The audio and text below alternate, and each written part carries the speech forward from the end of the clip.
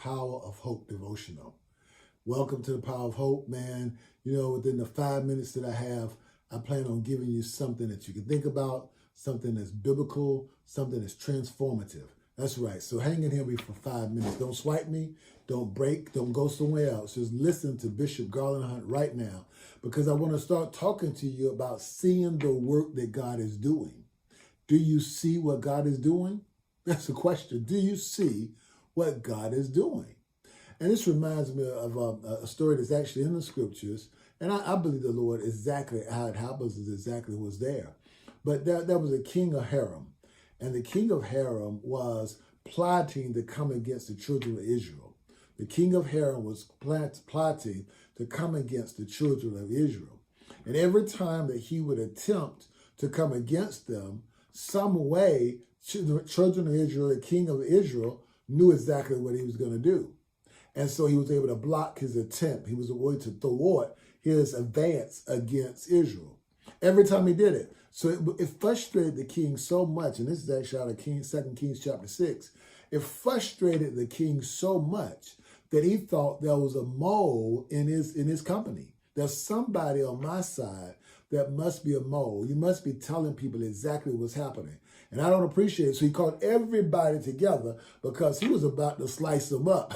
The king was not playing. Who is over here giving our strategy over to our enemies? So he talked about it like this, and then eventually somebody raised their hand and said, King, I think I know what the issue is. He said, well, King said, well, what is the problem? He said, well, it's actually not one of us, but there's a prophet in Israel. His name is Elisha, and he knows exactly what your plans are. As a matter of fact, King, he even knows the words that you speak in the bedroom. So he said, what? Well, let's go get him. Do you know where it is? So he said, well, yeah, actually, I think I do. So they ended up going to try to find him because they wanted to go and to take him out because this prophet was working against them and their military acquisition of Israel. So here we go now. Here you have Elisha there and his servant. They were there. And they were minding their own business. They knew that it's a potential for war, but Elisha was not afraid. And so here comes in verse 14. This is chapter 6 of 2 King. It says, so one night the king of Haram sent a great army with great chariots and horses to surround the city. This is where Elisha was. Great horses and chariots to surround the city. And verse 15, it says, when the servant of the man of God, and we know his name to be Gehazi, got up early the next morning and went outside, there were troops, horses, and chariots everywhere. He woke up and they were everywhere, all around the city.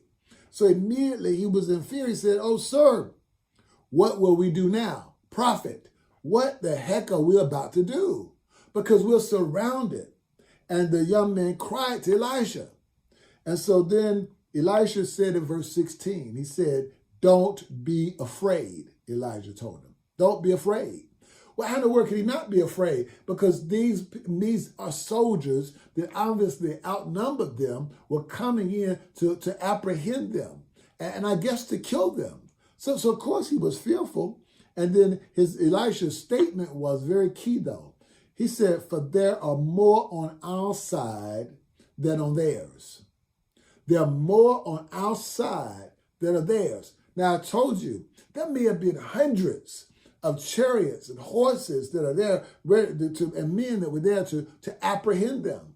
More, well, where are they? So it says, so the Lord said, Elijah said in verse 17, O Lord, open his eyes and let him see. He didn't even deal with the issue in the context. He said, open his eyes and let him see. And then the Lord opened the young man's eyes, and he looked up and he saw the whole hillside around Elisha was filled with horses and chariots of fire.